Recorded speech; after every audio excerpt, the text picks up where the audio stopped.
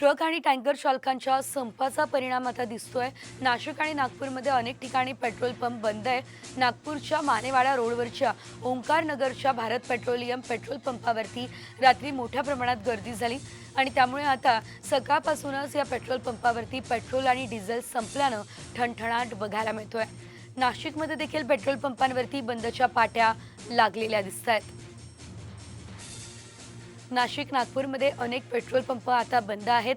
काल रात्रीपासून मोठ्या प्रमाणात गर्दी या पेट्रोल पंपांवरती बघायला मिळत होती, मात्र आता या ठिकाणी पेट्रोल शिल्लक नाही अशा प्रकारचे फलक झळकत आहे। नागपूर आणि नाशिक या दरम्यानची दृश्य आपण पाहतोय।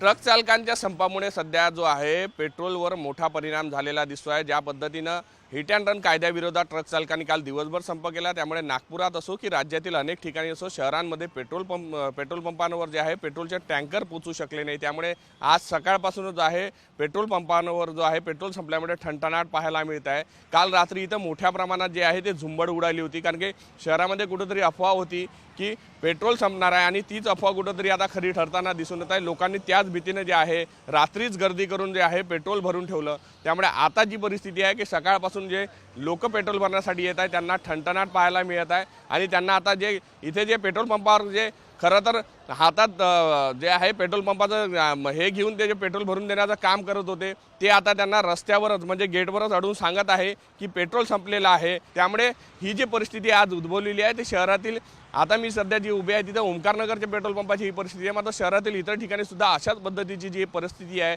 ती उद्भवली आहे आणि आज दिवसभरात ही परिस्थिती आणखी चिघळण्याची शक्यता आहे। व्हिडिओ जर्नलिस्ट सौरभसह पराग डोबडे, साम टीव्ही न्यूज, नागपूर।